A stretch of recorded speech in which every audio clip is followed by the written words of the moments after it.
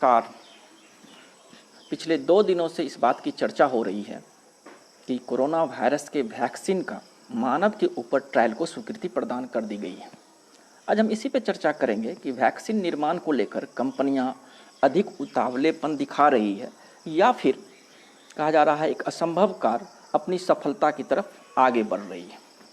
भारत की 2 company Bharat biotech और कैडिला को इस वैक्सीन का मानव पर ट्रायल की स्वीकृति मिली है और कहा जा रहा है ये ट्रायल 2 चरणों में होगा। और यहीं पर सवाल उभर के आता है कि वैक्सीन निर्माण में यदि अधिक तत्परता दिखाई जाती है तो इसके परिणाम घातक हो सकते हैं। और इससे पहले भी कहा जाता है कुछ वैक्सीन के निर्माण में जब तत्परता दिखाई गई तो उसके मानव के ऊपर प्रयोग आरंभ हुआ, उसके परिणाम अच्छे नहीं रहे। इसके साथ ही पहले इजराइल ने कहा कि उन्होंने वैक्सीन का निर्माण कर लिया, फिर जर्मनी से खबर आई कि वैक्सीन की निर्माण हो चुकी है, लेकिन आगे चलकर ये सभी बातें एक तरह से झूठी साबित हुई। लेकिन जब भारत की तरफ से वैक्सीन के निर्माण की बात कही जाती है तो भारत की विश्वसनीयता विशेषकर वैक्सीन निर्माण में उसको इस तरह से समझिए कि विश्व में जितने भी वैक्सीन का निर्माण होता है उसका 60% वैक्सीन भारत में तैयार किया जाता है। कहा जाता है विश्व में वैक्सीन निर्माण के लिए भारत एक हब है और इसीलिए भारत की तरफ से जब ये बात कही गई कि वैक्सीन का मानव के ऊपर ट्रायल होगा और अगस्त तक आ भी सकती है, जैसे भारत बायोटेक के वैक्सीन के बारे में कहा जाता है कि यदि मानव पर ट्रायल सफल रहा तो ये अगस्त तक बाजार में उपलब्ध हो जाएगी। लेकिन दूसरी तरफ कुछ विशेषज्ञों का ये कहना है कि अभी 2 चरण के ट्रायल की अनुमति दी गई है। अच्छा होता कि तीसरे चरण में बृहद स्तर पर इन बड़ी संख्या पर इन वैक्सीनों के ट्रायल होते और फिर उनके परिणाम को देखने के बाद ही इस तरह के वैक्सीन को बाजार में लाया जाता। लेकिन ये भी देखा जा रहा है कि प्रधानमंत्री कार्यालय के जो वैज्ञानिक सलाहकार हैं इस वैक्सीन के निर्माण पर उनकी व्यक्तिगत रूप से उनकी निगरानी रही है और भारत में 30 प्रोजेक्ट की शुरुआत हुई थी वैक्सीन निर्माण को लेकर के। आगे चलकर इसमें से 3 निजी क्षेत्र की कंपनी और 3 सार्वजनिक क्षेत्र के जो हैं वो बहुत आगे तक बढ़ी है। 2 कंपनी को अभी मानव पर ट्रायल की स्वीकृति मिली है और तीसरे कंपनी के बारे में भी कहा जा रहा है कि उसको भी बहुत जल्द स्वीकृति प्रदान कर दी जाएगी। लेकिन अभी तक केवल 2 चरणों की ट्रायल की बात हो रही है, जिसमें कि पहले स्तर पर हो सकता है कि 1000 लोगों पर और फिर दूसरे चरण में 5000 लोगों पर। लेकिन यदि तीसरे चरण में इस वैक्सीन की ट्रायल होती तो उसमें न्यूनतम संख्या 50,000 के आसपास होती है और उसके जो परिणाम आते उस परिणाम के मूल्यांकन के बाद यदि वैक्सीन को बाजार में लाई जाती, भले ही बाजार में आने में विलम्ब होती लेकिन इसके जो दुष्परिणाम हो सकते हैं, भगवान करे कि ऐसा न हो, उससे बचा जा सकता है।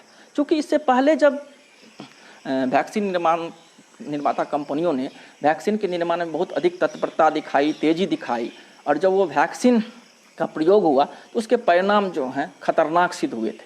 इसीलिए होना ये चाहिए था कि यदि वैक्सीन के निर्माण में थोड़ी देर हो जाती है तो उस देरी को स्वीकार किया जाना चाहिए, लेकिन इसके तीसरे चरण की ट्रायल भी होनी चाहिए जिसमें कम से कम 50,000 लोगों पर इस वैक्सीन का वो ट्रायल किया जाता। लेकिन जैसा कि भारत सरकार का भी मानना है कि वैक्सीन निर्माण में जो भारत का अनुभव रहा है वो 2 चरण के बाद ही इसे बाजार में लाया जा सकता है, क्योंकि ये कहा जाता है कि इससे पहले जिनका जानवर पर ट्रायल हुआ या फिर अन्य तरह के छोटे ट्रायल जो हुए हैं उनके बहुत ही सकारात्मक परिणाम सामने आए हैं।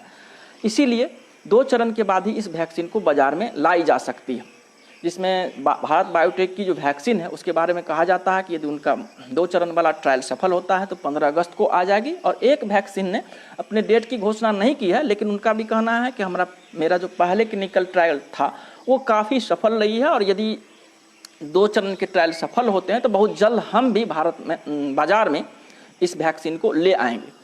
अच्छा होगा यदि दोनों चरण का ट्रायल सफल हो। और एक तीसरी कंपनी भी आ रही है जो कि मानव पर ट्रायल करना चाहती है, लेकिन उसको अभी स्वीकृति प्रदान नहीं की गई है। सबसे ज़्यादा लाभ ये होगा यदि भारत की कंपनी वैक्सीन का निर्माण करती है तो ये वैक्सीन सस्ते होंगे और आम लोगों तक इसकी पहुंच हो पाएगी। छोटी सी इस बात को समझिए, जो पोलियो वैक्सीन है यदि भारत इसका निर्माण नहीं करता तो अफ्रीकी देश या दक्षिण एशिया के जो गरीब देश हैं उनका पोलियो से लड़ना संभव नहीं हो पाता। और इतनी सस्ते दर पर भारतीय कंपनियां विश्व स्वास्थ्य संगठन को वैक्सीन उपलब्ध कराती है जो कि किसी भी जैसे अमेरिकी कंपनी या इजराइल की कंपनी के लिए संभव नहीं होता। तो विश्व स्वास्थ्य संगठन की भी नज़र है भारत की कंपनी पर। यदि भारत की कंपनियां के ट्रायल सफल होते हैं तो विश्व दुनिया में कोरोना वायरस के खिलाफ वैक्सीन बहुत सस्ती दर पर उपलब्ध होगी और विश्व स्वास्थ्य संगठन भी इन्हीं कंपनियों से फिर वैक्सीन खरीदने का प्रयास करेगी।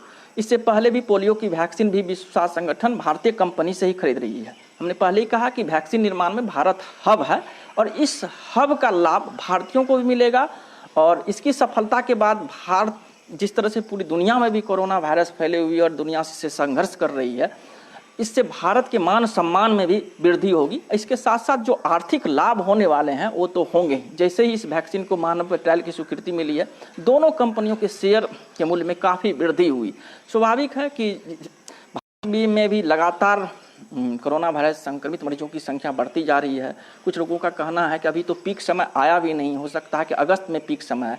तो इतनी बढ़ती हुई संख्या को देखते हुए वैक्सीन का आ जाना एक वरदान से कम नहीं है। देखते हैं कि ये वैक्सीन का दो चरण होने वाला है ट्रायल का, वो सफल होता है कि नहीं। धन्यवाद।